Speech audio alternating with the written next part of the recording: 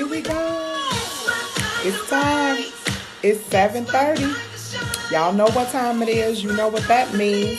We are on our 28 days of accountability. Today is day 20. Man, can you believe we've done 19 days already? So that means that we only have 8 days left. Good morning, my sister Reva. Thank you so much for joining. I appreciate you. I love you. Good morning. Hey, Jatan. Thank you so much for joining. It is day 20 out of 28. Good morning, Terrell. Thank you so much for joining. I appreciate you. Good morning, Nisha. How are you? Thank you so much for joining. I appreciate you. Y'all know what time it is. It is 7:30. It's accountability time. The accountability solution is being brought to you by Ebony Moncho today. Good morning. Hey, Nancy. Good morning, Brittany, baby. How are you? You have to call me later and let me know how the tea is working for you. Good morning. Good morning. Thank you all so much for coming on and joining. I appreciate you so very much. We have been holding each other accountable throughout this entire 28 days. Good morning, Miss Ashanti. Thank you so much for joining. We only have 8 more days left to go. Can you believe it? Yes. And it's time, right? It's day 20. We've already done 19 days. I can't believe it. Only 8 more days to go. So hopefully you all can hang in with me for 8 more days. I really appreciate everyone that has been coming on each and every morning to at 7:30, sacrificing 30 minutes of your time every morning to listen in and get nuggets needed in order for you to have the accountability solution that is going to be effective for you in your life in this time and in this season. So my name is Ebony Moncho. I am a motivational speaker and accountability coach and the CEO of 360 HR Solutions. I teach entrepreneurs, leaders, and influencers how to build success. And I do that by helping them to create structure, to develop processes, and to implement solutions that are sustainable. Good morning, my brother Tim White. Good morning, Carol. Thank you all so much for joining.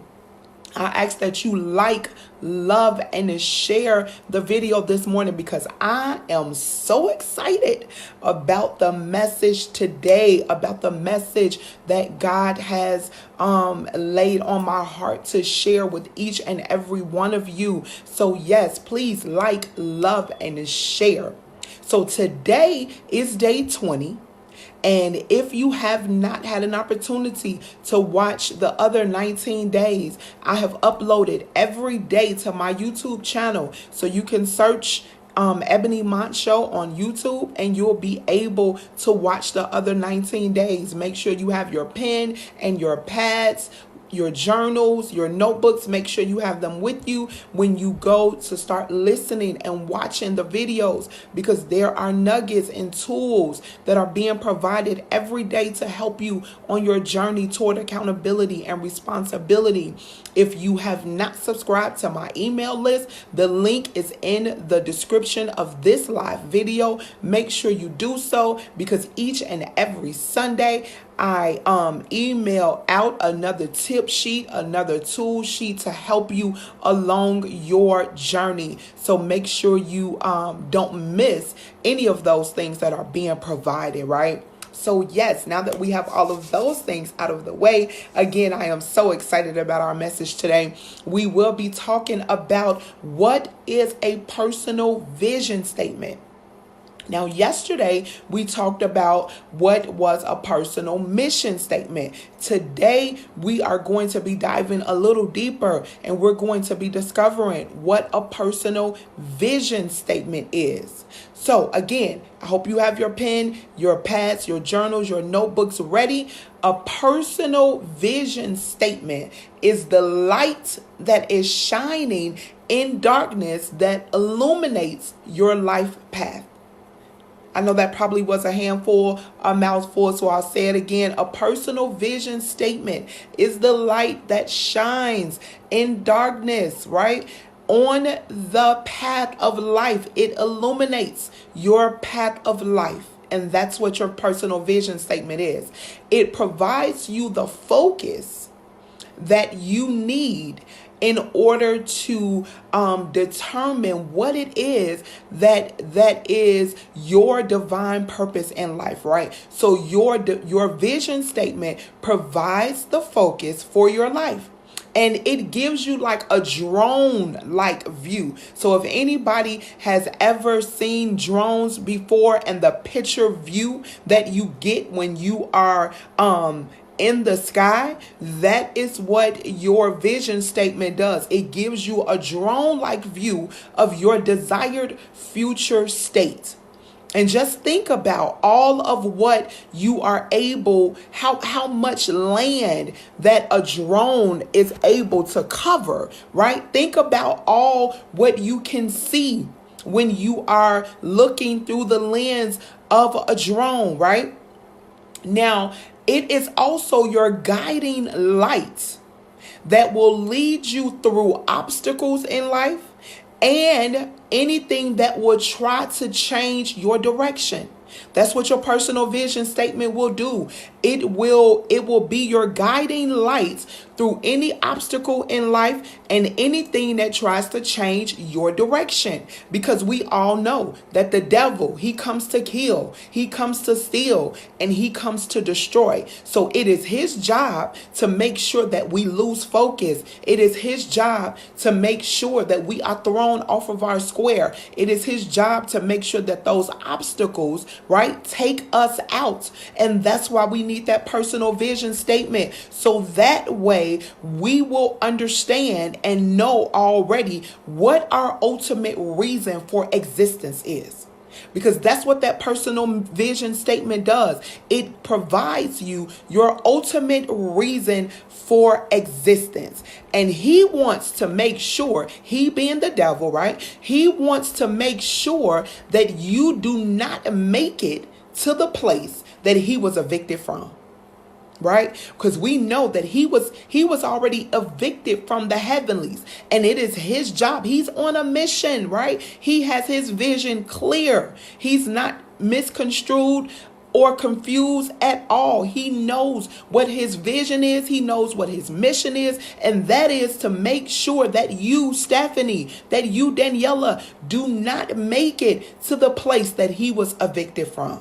And we want to make sure that we don't lose our focus. Now, I get it, right? I totally understand that there is so much negativity in the world that is surrounding us, whether it be on social media, if we see it in the news, right? Whether or not if we go to work and we hear it from that good girlfriend, there is so much negativity, gossip, lies, killing. That there is our world is filled with negativity, and I understand that. So sometimes it's hard to envision our lives without it, because it is just everywhere. It is ubiquitous, right? Negativity is ubiquitous. It is everywhere. It is all around us. It repeats every day, each and every day. And so even in the midst of this, right, there is still significance to your life. And that's what I want you to understand today. Even in the midst of all of the negativity, of all of the crime, of all of the turmoil that happens in life, there is still significance to your life, right? So I want you to ask yourself, what would you do in your life if failing wasn't an option? So that's the first thing I want you to write down. What would I do with my life? What would I do in life if failing was never an option? If that was taken off the table, right? So think about this. I want you to imagine, go on a quick journey with me. We are living in the world of Charmed. Anybody ever saw that TV show before, Charmed? The three sisters that were witches by nature, but they lived in like everyday life. And whenever the three of them got together, they had the spirit of three, right? The power of three. They were the charm sisters, but individually, they all had their certain piece of magic, so to speak, that they were able to do. Each one had their own special gift and special magic that they were able to do. Neither one of their gifts were the same, right? So I want you to imagine, right, that you are now a cousin of one of the charm sisters, right? And that they were, when you got on the show, when you came to visit them at their house, they provided you with your own special juice. And they called it Failure No More, right? That's what I want you to get in your mind. You are in charm land, right? And you are now a part of the family. You are the cousin. And when you walk in the door, they say, "Hey, cousin, so glad to see you. So glad you were able to make it. I want to give you your special power, your special potion." And they hand you one of those smaller, cute bottles that their potion always comes in. And it's called, on the bottle, it reads, Failure No More. Now tell me, what would you do with that? Right? What would your life begin to look like if you had a special potion that you could just drip everywhere you go called Failure No More? What difference would you make in the world? Would you make it all about you? Or would you be on a mission to determine and to decipher and to find out who else needs your help in the world, right? And that's what I want you to think about when you start to think about crafting and developing your personal vision statement. It's all about you having that special potion called Failure No More and being able to determine what your life would look like, what difference you would make in the world, and who else would you help? Who else would you help get to their destiny? Now, without a clear vision statement, sometimes we find that other people are leading and guiding our lives. And then one day you're going to wake up and you're going to find yourself saying, "Man, I should have. Man, I wish I had. Only if I had," right? And I don't want anybody that's watching today on my live to wake up one day saying to themselves, "Man, I should have. I wish I had. If only I," right? We don't want those words to be a part of our vocabulary. So start today, right? Sit down with yourself, spend a quiet moment and think about what your personal vision statement is. I want you to think about, what will your legacy be? When you leave here, what will your legacy be? We know what the legacy is of Dr. King. We know what the legacy is of Rosa Parks. We know what the legacy is of Barack Obama, right? We know what Michelle Obama's legacy is. We know what Oprah Winfrey's legacy is. What will your legacy be? What will Maddie's legacy be? What will Christina's legacy be? That's what I want you to focus on. While you're writing your personal mission statements, I want you to be thinking about and focusing on what will your legacy be, so that way then you can write what your personal vision statement is, right?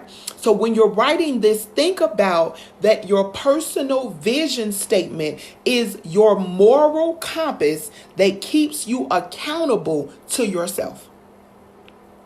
That's something else. You can go ahead and write that down. Your personal vision statement is a moral compass, your moral compass that keeps you accountable to yourself.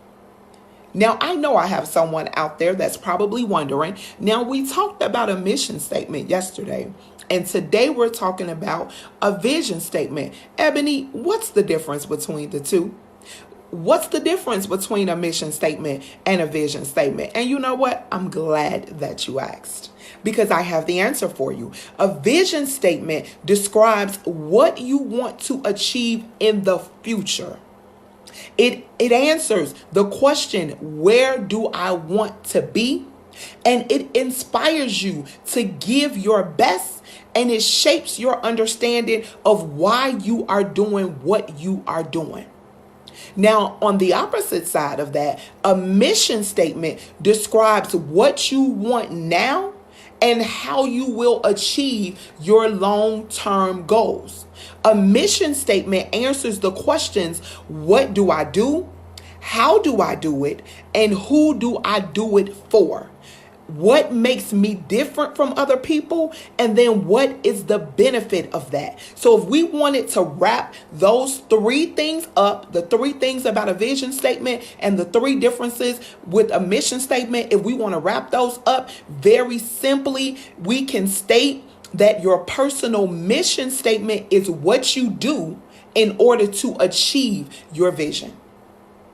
Your mission is what you do in order to achieve your vision. Your mission statement is your how, and your vision statement is your why. So if you want to write that down, forget everything else I said. You can write down that one sentence. Your mission statement is your how, and your vision statement is your why, right? So very quickly, we're going to talk about 3 reasons why a personal vision statement is important. And I'm so excited about the 3 reasons that were downloaded to me to share to everyone that's watching the live today. The 3 reasons why a personal vision statement is important. The first reason is because it forces you to use your peripheral vision. A personal vision statement forces you to use your peripheral vision. So what is peripheral vision? Peripheral vision allows you to see all around you without actually turning your head or moving your eyes. Your peripheral vision allows you to see all around you without actually turning your head or moving your eyes. So oftentimes we make choices based on what we can see in front of us. A lot of times in life, we make choices based on what we see in front of us, only what we believe to be available to us, right? We only make choices based on what we think is readily available to us. But a personal vision statement, it forces you to see beyond that. It forces you to see that there are unlimited choices. It forces you to use your peripheral vision. It forces you to see things that are above you, that are beneath you, that are to the left, and that are to the right, right? You will no longer see life through a narrow tube if you have your personal vision statement clear and defined. Now you know where you are headed, right? You know what your future looks like. So now you can look at the many choices that are available. Back to that drone type view, right? You're able to see, think about it. If you're in a drone, you can see so much ground. Think about all of those choices that you have available to you. So your narrow view that society and that your past has dictated to you that you only can see, I challenge you to see no more. Use your drone type view, to use your peripheral vision to see many choices that are now available to you. The second reason why it's important to have a personal vision statement is because it forces you to do it afraid. I think that's one of my favorite ones. It forces you to do it afraid. Many of us are afraid of success. We are afraid to dream big. We are afraid because we question our own ability. We question our own skill sets, right? We question our ability to stay in the race. We question our ability to be responsible. And a vision statement will remind you of your value and your contribution to the world. And I just want to tell you all, in case no one ever told you, it is okay to come out of the sandbox. It is okay to come out of the sandbox. A sandbox is small. It only has 4 sides, right? It only has 4 sides. So it is okay for you to step outside of your comfort zone, to step outside of the box that you have put yourself in. You have the entire park available to you. You have the swings, you have the monkey bars, you have all of the grass, right? You have the park benches, you have the trees, you have the entire park available to you. All of those choices are there. Get out of the sandbox. Because you are who God says that you are. You are who He has destined you to be. And remember, as Miss Stephanie has said, and she continues to say, there is no such thing as losing. We're either winning or we're learning. So I beseech you to take action today. Take action today. Do it afraid. When you begin to do what you are destined to do and fear begins to creep in, I want you to take out the little piece of paper that I want you to carry around with you. Write it on your notebook, rip it out, roll it up, put it in your wallet, right? Because most of us never leave home without our wallets. I want you to write down Luke 10:19 on that piece of paper, and it says, behold, I have given you authority to tread on serpents and scorpions and all of the power of the enemy, and nothing shall hurt you.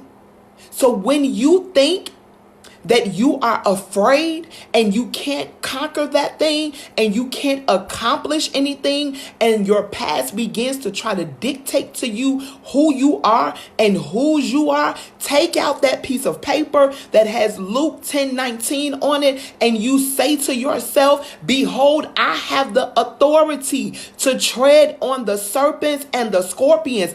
I have all power over the enemy, and nothing shall hurt me. That's what I want you to say to yourself. Luke 10:19. Remember that. Write it down. When that fear begins to creep up inside of you, say, no, not today, fear.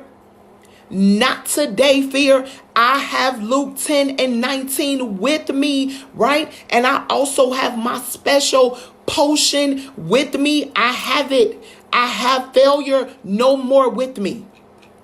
So that is the second reason. The last reason, and this is why I got excited right before it was time, because when God downloaded this last reason to me, I almost shouted in my own house. It forces you to increase your faith muscle. Writing a vision statement forces you to increase your faith muscle. Hebrews 11:1 tells us, now faith is the substance of things hoped for and the evidence of things not seen. Now remember, we said our vision statement is what the future looks like. Right? Our vision statement is what the future looks like. So in order for you to make preparations for what is going to come in your life, you have to first believe that it is coming. In order for you to act on what you believe you will have, you have to first believe that it is yours to have. You have to see beyond your current circumstances. You have to believe that your future is going to manifest. Now, what I want you to do is go and read the 5th chapter of Mark.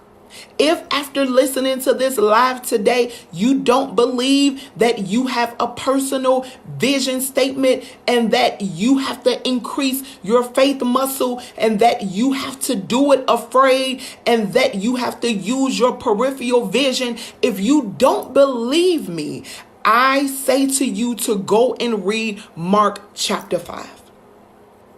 And if anybody is already familiar with Mark chapter 5, let me see some likes. Let me see some loves. So I know that I am not in this alone, that you know what's inside of Mark chapter 5. Mark chapter 5 talks about the woman with the issue of blood, right? Her faith was unmeasurable.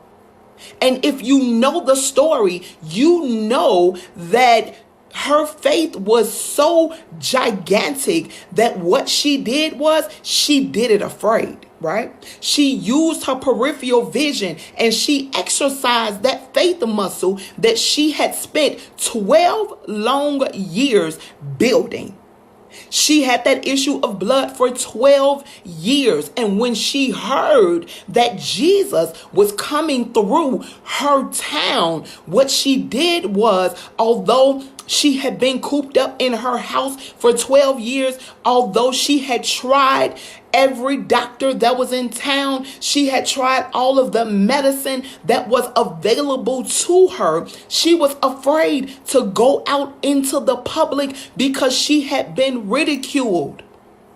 It was against the custom during that time that if it was that time of the month that you were unclean, you were not supposed to find yourself in the presence of other people. And if you did, there was condemnation that was going to be brought on you. So she knew that, and because she knew that, but she heard that there was healing, that there was someone who can provide healing to her that was coming to her town.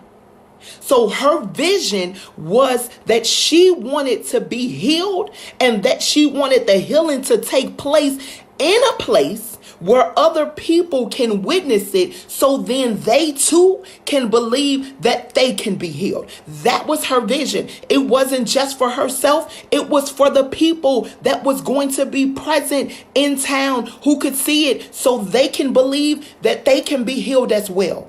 So she did it afraid. She got out of her house. She crawled through the crowd, and her faith muscle was exercised when she said it wasn't what Jesus was going to do to her, but it was what she was going to do herself. So it took action, right? She had to take action. She said, if I can just touch the hem of his garment, then I know that I'll be made whole. So she know it required action on her behalf. And as soon as she touched him, what does the Bible tell us in Mark chapter 5? That she was made whole.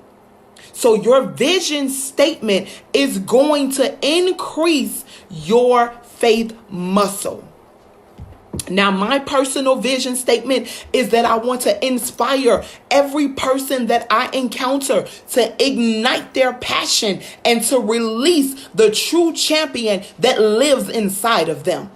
That is Ebony Monshow's personal vision statement. I want to inspire every person that I encounter to ignite their passion and to release the true champion that lives inside of them. So I want you to go today and figure out what your personal vision statement is, what you want to see in the future come to manifestation, right? Remember that your personal vision statement, it forces you to use your peripheral vision. It forces you to do it afraid, and it forces you to increase your faith muscle. Again, thank you so much for joining each and every day. Today was day 20, and we talked about constructing and writing a personal vision statement and why it is important for us to do so. And I thank you for joining each and every day. We only have 8 more days to go of the accountability solution. My name is Ebony Monshow, and I am and a motivational speaker, an accountability coach, and the CEO of 360 HR Solutions. I teach entrepreneurs, leaders, and influencers how to build success. And I do that by helping them to create structure, to develop processes, and to implement solutions that are sustainable. Remember, it is your time. It is your time to shine. It is your time to live. And it is your time to do it, even if you have to do it afraid, right? It is your time to get it done. Increase your faith muscle today. Use that peripheral vision. Write that vision statement. I love each and every one of you, and I will see you tomorrow. It is your time.